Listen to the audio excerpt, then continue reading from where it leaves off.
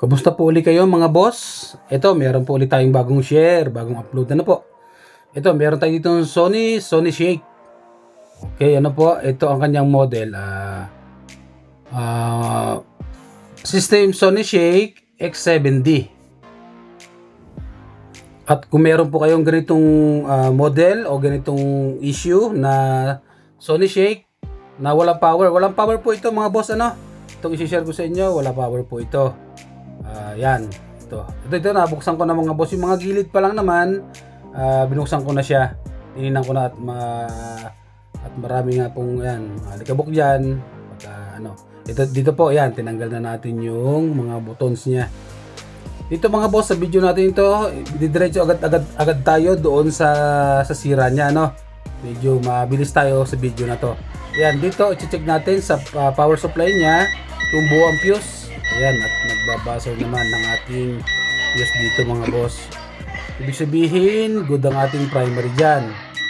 Tapos, iyan po kasi may tatlong fuse po yan mga boss. Dito tayo sa pakalawang fuse. Fuse po yan na papuntang sa amplifier, yung supply. At dito naman sa supply na papuntang system.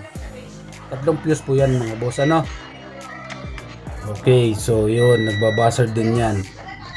Meaning, yung ating power supply mga boss ay buo po ito, buo. Kagad dyan, walang shorted. Walang power yung ating Sony, pero ayan, nakita natin sa power supply ay okay naman yung mga fuse niya.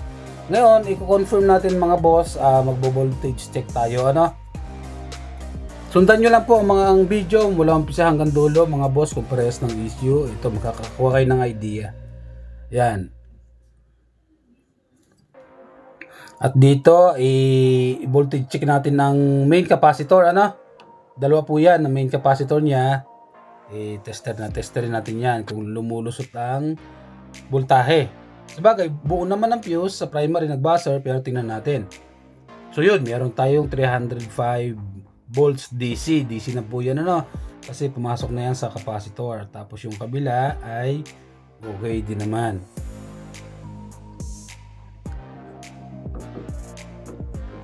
Yung mga supply na lang mga boss ang ating susukatin dyan, yung mga importanteng supply. Hindi na po tayo mag one by one na mag-check. Mas matatagalan po tayo. Yung mga importanteng supply lang na kailangan ng board. Kailangan ng board para mag-power on. So yun. So ito, para saan ito? Makikita nyo dyan mga boss. Meron tayong nakikita dyang voltahe, Yan. Pasensya po, medyo magalaw. Yan, focus lang natin ang camera. At ito, meron tayong nakikita dito ng 62.5 volts, mga boss. Para saan po yung voltahe na yan, mga boss? Kung tatanong nyo, para po sa power amp section niya, board niya yan. Supply ng power amp section. Okay? So, audio section niya. Supply niya po yan, 62 volts. Diba? Ang taas, mga boss, Ayan, pagka ganyan mga boss, kahit voltage check natin siya na ganyan, hindi po yan maglalabas ng output supply na 62 volts. Kailangan mag-on muna yung unit para i-boost ng dalawang transformer na yan para lumabas ang supply na 62 volts. Okay? Excuse me po. Yun. So, dito naman tayo mga boss ay sa supply ng system niya. Ito po ang napaka-importanting supply niya para i-on ng ating Sony. Pag alin po dyan ay missing mga boss, kung alin dyan sa supply niyan ay nawawala, doon po kaya nawawalan din ng power ang Sony, ang radio natin. So yun, naglagay ako ng sapin sa ilalim for safety purposes lang po yan. Plastic po yan. Naglagay lang ako niyan. Dito, saksak natin at magbo-voltage check po tayo. Kung kompleto ba ang voltahe, kung walang supply. Pag wala pong supply yan mga boss, yun po, wala pong power ang ating Sony. Totally dead set po yun. Okay? So yan, sundan nyo lang po ang video mga boss at makakakuha kayo ng idea. Dito, sukat tayo.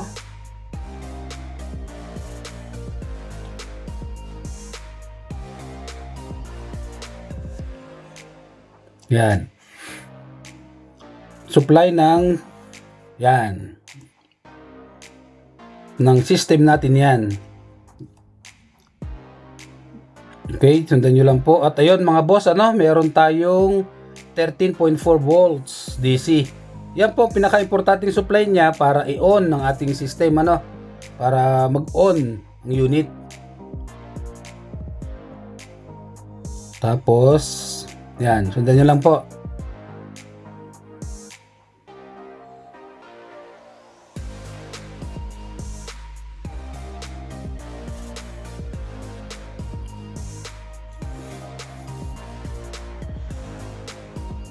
Okay.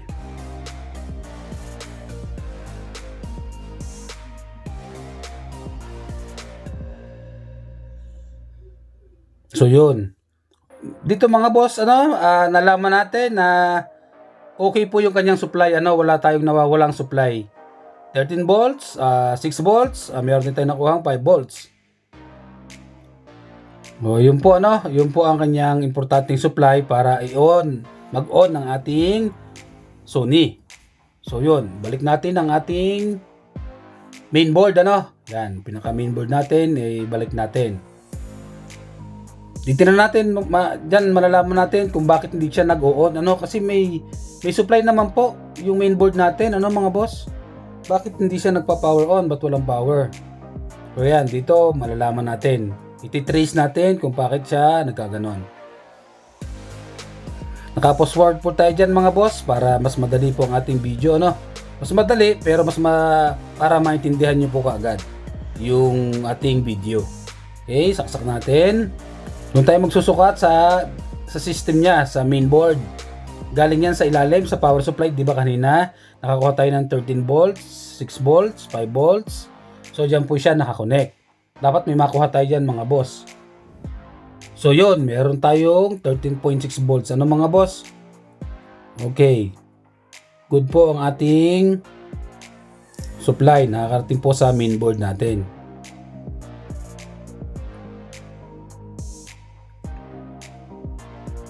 So yun, 5.4 volts. Yun. So yun nga po, kompleto pa rin ang ating supply mga boss, Ayan, at kinakapa ko rin dyan ang ating yung parts kung umiinit siya. Okay naman kasi may supply. Ngayon mga boss, may supply siya, kompleto. Kakabit naman natin yung flex. Flex po yan sa main amp section, amplifier po niyan. Yan po, i-connect natin kung ano po ang magiging resulta, sa main amplifier section niya po yan. Yang flex na yan, okay? Ulit ko lang, pasensya na po. So yun, nakakabit na. Voltage check ulit tayo mga boss, Diyan natin malalaman. Ayun mga boss, meron lang tayo nakuhang 0.9 volts. Okay, so tingnan pa natin sa ibang mga supply nakatabi.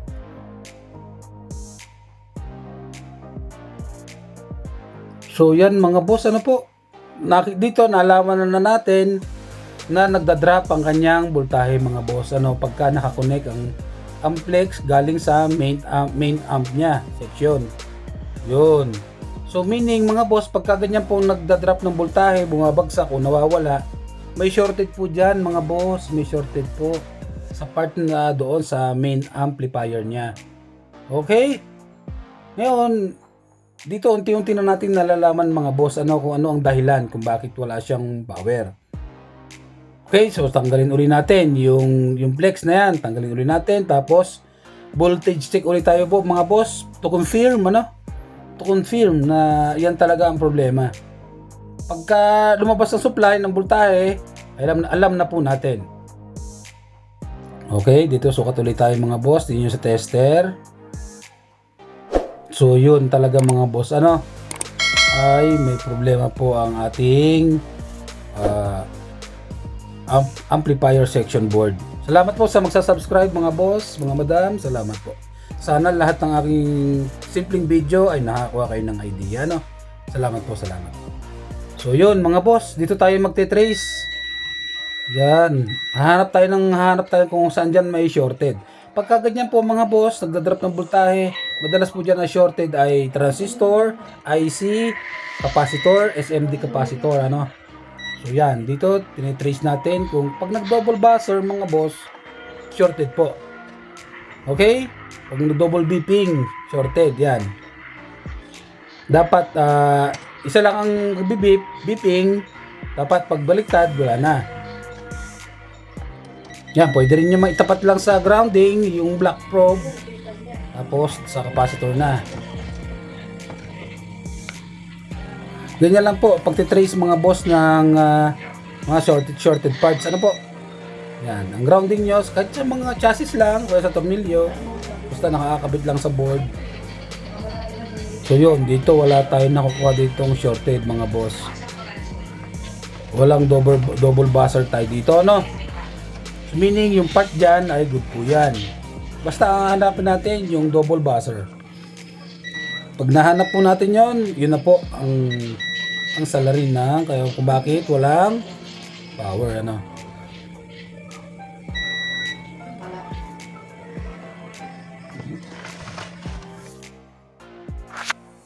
So yun, dito naman tayo mga boss, ano, sa bandang likuran ng sa may output ng speaker. Dito tayo mag-trace naman kung makakuha tayo ng shorted dito. Huwag na po kayong lalayo, nandiyan po ang problema. Kasi yun naman po, pag nilalagyan natin ng flex, nawawala ang supply, nagda-drop, ano. So nandito po ang salarin natin. Okay, tsagain lang po natin, hanapin natin sa isa.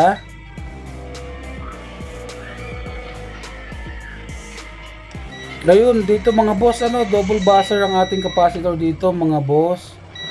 Napansin ko ito, oh. Dapat isang buzzer lang yan. So meaning, ito na po ang suspected parts natin na shorted, ano?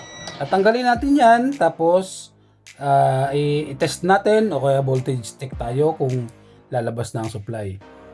So yun, nagtatago pala mga boss, ano, yung maliit na salarin. Kaya pala walang power ang ating Sony. So yun, malalaman natin dito mga boss pag natanggal na natin ang SMD capacitor na to.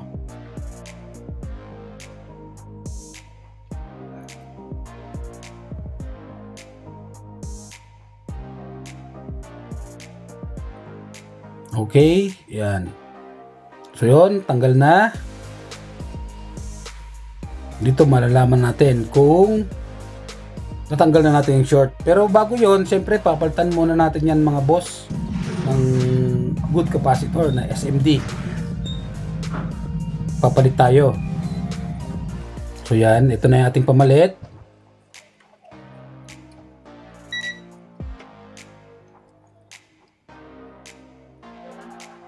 So yun, walang buzzer tayo dito mga boss, ano. Yan, yan po ang ating ilalagay na pamalit sa isang SMD na suspected shorted.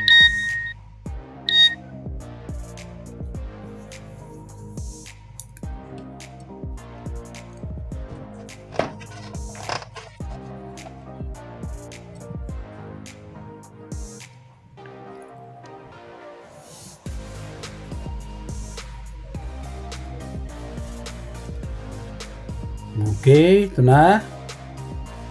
Nakabit na natin ang ating SMD capacitor. Yan. At nakikabit na po. Nahinang na sa board. Yan.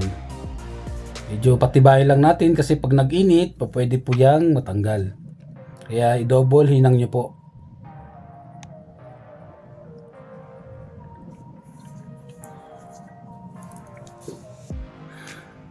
Salamat po pala mga boss sa mga nag-subscribe sa aking mga subscriber, nakasubscribe na po. Salamat po sa inyo mga boss at sa mag-subscribe pa lang, salamat din po. At ito dito mga boss ay yun na. Walang buzzer ang ating wala nang double buzzer. At yun nga po ay tayo ay road to 3,000 subscriber na po. Salamat po sa inyo mga boss. Sana wag kayong magsawang manood sa aking simpleng video, simple tips pero magagamit nyo. Salamat po at road to 3,000 subscriber na po tayo. Malapit na po mga boss. Salamat po. At dito voltage stick na tayo mga boss ano. Ayun at karoon na tayo ng 13.6 volts mga boss. Meaning natanggal na natin ang shorted sa board ano. Yun 5.3 at nakakabit na po ang ating dyang flex. Yun galing sa main amp. Okay, so meaning po pwede nang mag-power on ng ating Sony dito mga boss. Yan, ang ating salarin na SMD. Okay, testing tayo mga boss. Testing po tayo. Salamat po sa magsasubscribe. So dito, final testing tayo mga boss. Hindi ko muna kinabit yung cover niya para makita natin kaagad kung magpa-power on na nung matanggal ang shorted ano. Imagine niyo po ang liit-liit na parts. Yun lang ang dahilan kaya walang power dahil shorted. Apektado po sa main board. Okay? So yun, dito testing tayo mga boss kung magpa-power on na.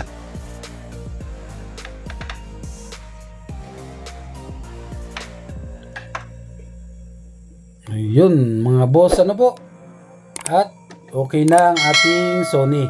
Nag-power on na rin ang ating radio. Salamat po mga boss sa panonood. Salamat po.